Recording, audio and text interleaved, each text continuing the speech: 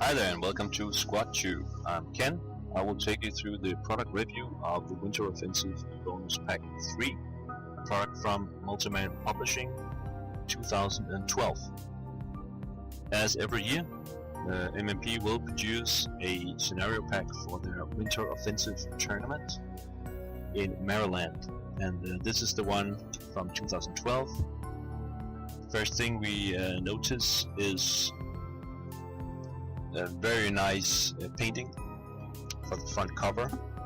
This is a painting done by Ken Smith, featuring half squad leading half track, and you can see the inherent driver and the inherent gunner inside. At the bottom, Ken Smith initials, and you can also see here that all sales benefits the World War II Foundation. So 60% of the sale of this product will go to the World War II Foundation. The second thing I notice is, once again, one of the scenarios is actually printed on the back side of the front. It's not a good idea in my book, because you will have one of the scenarios on a different kind of paper, and you will have to store your cover with your scenarios. So why not just have one more piece of paper and put them separate? So anyway, let's take a look at the maps. There's two maps in this pack, map 64 and 65. And the special thing about these maps are that they are not completely geomorphic. They're geomorphic on three of the sides, and you can see map 64 down at the bottom here. It is not geomorphic, and that's because it fits only with the other map, map 65. So if you look at the other map here, map 65 is geomorphic on the other three sides, and the top side here only fits with map 64. So together they form a double wide map, and I have plotted those two against each other so you can see what it looks like here. And what is supposed to be a village, and the double wide makes it possible to add some features not normally possible with standard geomorphic maps. So what is a little bit weird is that they've only used the option of overlapping terrain two times. You have the hill here on the left side, which goes across, and on the right side you have the valley with some brush as well going across. So why not use the possibility to cross over the terrain a little bit more? I don't know. But other than that, you have the village here in the middle with a hill. On the bottom here you have what looks like a mansion, just south of the valley. On the other side of the town you have what looks like farms with hedges around. It looks quite good, I think. Also up here you have on the upper part you have a factory, and next to the factory is a weird round building. It's actually supposed to be a wooden building that is just round, which is actually not allowed by the rules, but the MMP have ruled that this is a standard single-story wooden building. Normally a depiction like this would be a tower, but there is no staircase in it, so it's definitely not a tower. So that's it for the maps. The pack also features three scenarios.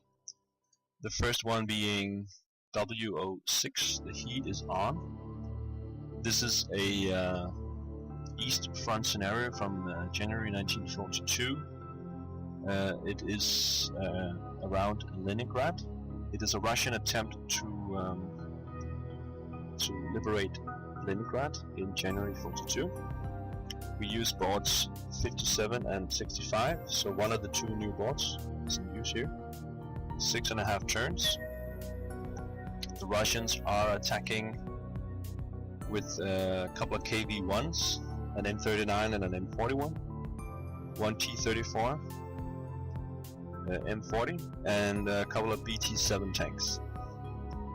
And they have a substantial amount of squads, 20 in total, some leaders, machine guns, and they're attacking a fixed position with 10.5 German squad equivalents. They have an HMG and also an 88 anti-aircraft gun, so that can shoot through just about anything Russians have. They also have some fortifications and 4 Stuk 3Bs coming in on turn 1. And these Stuks are not just regular Stuks, they are equipped with heat rounds, so they can also kill KVs and T-34s. So if we look at the ROA website, the heat design is currently at 13 for the Germans and only 4 wins for the Russians, so 3-to-1 ratio for the Germans. Perhaps you should remove the heat from the Stuk 3Bs, that might help a little bit. But also the 88 is very deadly. The second scenario in the pack is W07, Hell for the Holidays, and this is a Battle of the Bulge scenario in Marvi, Belgium. I should say that all 3 of the scenarios are designed by Pete Schelling. This scenario here is on board 64 and 65, so this is the one time they use the complete configuration of the double wides. 6 turns, and this time the Germans are attacking with 7 elite squads, 3 Panzer IV-Js, a Jagdpanzer IV, and some half-tracks. This Jagdpanzer IV is immune to anything the Americans have at the front, so the Americans are gonna have to be a little bit inventive. They have at their disposal 8 squads, a 37 LL-AT gun, as well as 4 light tanks, M5A1s with a leader, and a demolition charge as well. And if we look at the RAW website, Hell for the Holidays is currently at German 19 and American 30, so about 3-2 in favor of the Americans for this scenario here. Moving on to the final scenario, W08, Silent Night, Deadly Night, as the title probably reveals. This is a night scenario, also set in Marvi, Belgium. Battle of the Bulge. 2 map boards, 64 and 46, and 3 overlays as well. 6.5 turns. Again, the Germans are attacking here with 12 elite squads and 3 Panzer IV-Js. They're attacking a position where the Americans have 9 squad equivalents, also elite. And they have some bazookas. And on turn 1 there is a 57L anti-tank gun coming in on tow. You don't see that very often, guns coming in on tow. So on Raw we have Silent Night, Deadly Night, American 4, German 4, so it seems to be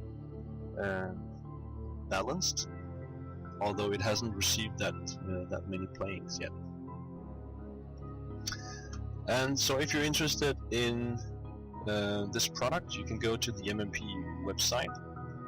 Currently stands at $12, and I will provide you with the link down in the description box, so you can go directly and purchase this product. That's all for this time, folks. Hope you like. please subscribe, and see you next time. Bye bye.